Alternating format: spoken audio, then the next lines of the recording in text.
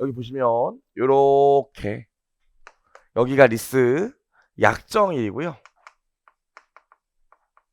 여기가 리스 개시일이에요. 그리고 이만큼이 리스 기간입니다.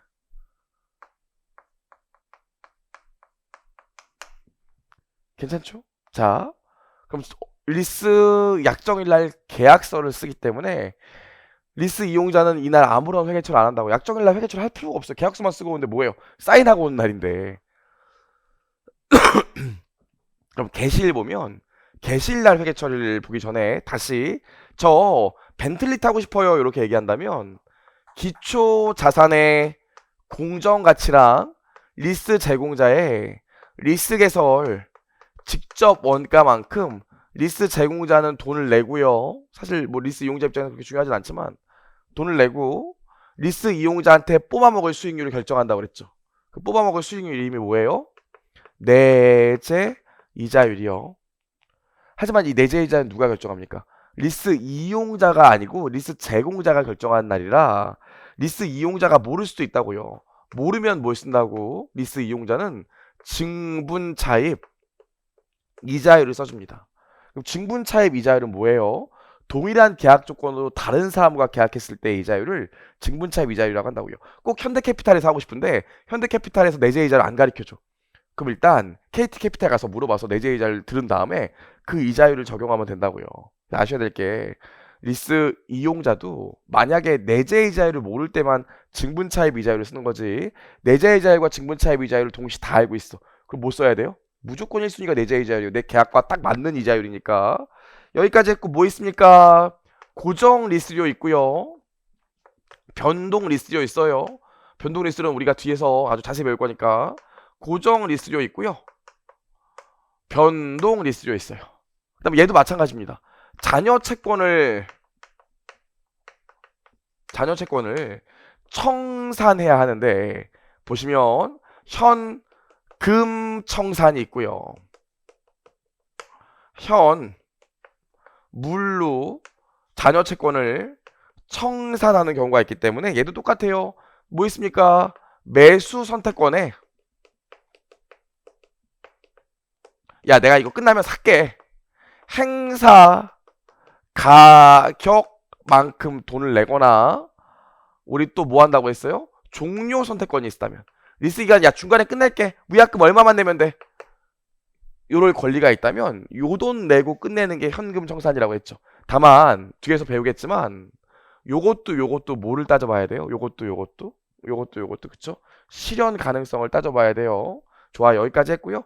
현물 청산하게 되면 보증 잔존 가치 계약에 의해서 보증한 부분 보증 잔존 가치가 있을 거고요.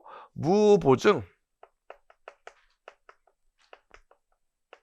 잔존 가치가 있을 거라고요.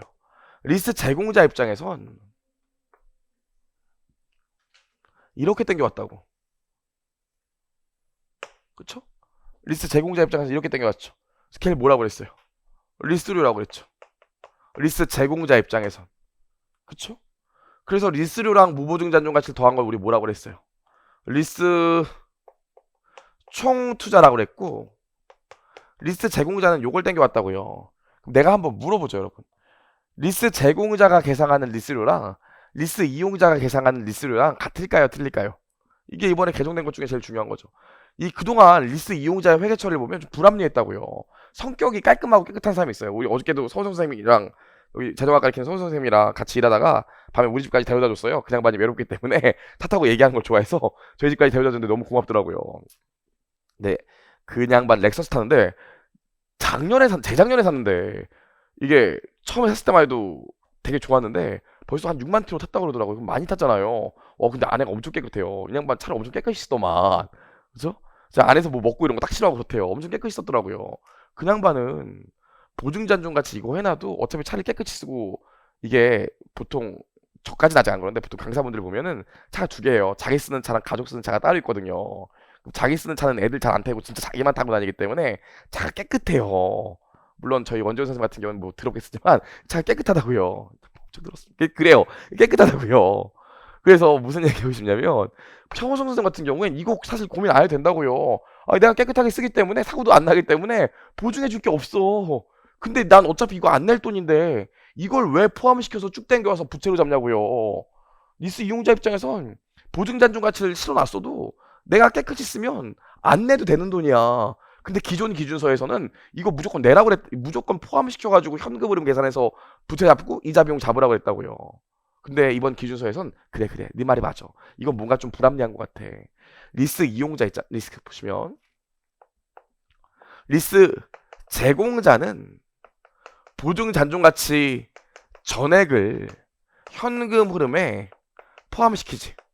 다른 말로 리스료에 포함시키지만 리스 이용자 입장에서는 이번에 개정이 돼서 내가 지급할 것으로 예상하는 부분만 포함시키면 돼요. 이게 달라졌다고요. 리스 이용자 입장에서는 보증 잔존 가치가 있다고 무조건 요 금액을 다 부채로 땡겨오는 게 아니라 아니 나는 깨끗이 타니까 안 낸다니까요. 이런 사람들은 내가 낼 걸로 예상하는 부분만 보증 잔존 가치로 계산해서 땡겨오면 된다고요. 무슨 말인지 이해하시겠습니까? 그래서 동일한 계약 조건이라고 하더라도 리스 제공자와 리스 이용자가 리스료로 보는 금액이 달라요. 동일한 현금 이름이라 하더라도 리스 제공자랑 리스 이용자가 리스 채권, 리스 부채를 잡는 금액이 이젠 다르다고요. 요 차이 때문에. 그 얘기가 어디 나와 있습니까? 교재 624페이지에 리스 부채의 측정을 보면 3번의 보증 잔존 가치 보이시죠? 3번의 보증 잔존 가치 보면 잔존 가치 보증에 따라 리스 이용자가 지급할 것에 상당히 확실한 경우에만 지급할 것으로 예상하는 금액만 보증 잔존 가치로 잡는다고요. 리스 이용자는. 그래서 셀프 스터디 4번 보세요.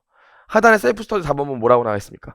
리스 이용자는 잔존 가치 보증에 따라 리스 이용자가 지급할 것으로 예상되는 금액을 리스료로 산정한다. 그러므로 리스 이용자가 지급할 것으로 예상하지 않는 보증 잔존 가치는 리스 이용자 입장에선 리스료에 포함시키지 않는다고요. 이해하시겠죠? 무슨 말인지. 좋아. 그럼 우리 여기까지 얘기했으니까 다시 보면 그럼 리스 이용자 입장에서 리스 제공자 입장 말고 리스 이용자 입장에서 지급할 것으로 예상하는 금액만 보증 잔존 가치로 봐서 얘를 이 리스료를 내재 이자율이나 1순위 내재 이자율 2순위 증분 차입 이자율 요거로 쭉 땡겨오면 뭐가 계상돼요? 그게 리스 부채예요. 거기 교재에 리스 채권이라고 돼 있는데 수정해 주셔야겠지. 그림에 리스 채권 돼 있는데 리스 부채죠. 그쵸? 리스 부채 여기까지 괜찮죠. 다만 그럼 요 리스 부채는 어떻게 예상한 금액이에요? 리스 부채? 뭐긴 뭐야. 리스 이용자 입장에서 리스료를 현재 가치로 땡겨오는 금액이 리스 부채가 된다고요. 근데 예전 기준서를 보면 예전 기준서를 보면 리스 부채를 계산할 금액이 기초 자산의 공정 가치와 리스료의 현재 가치 중 작은 금액을 인식한다는 기준이 있었는데 이제는 그런 기준이 없어요. 리스료는 그냥 무조건 리스 부채는 무조건 리스료의 현재 가치예요. 공정 가치를 한도로 하고 있지 않아요. 꼭 좀 기억할게요. 꼭.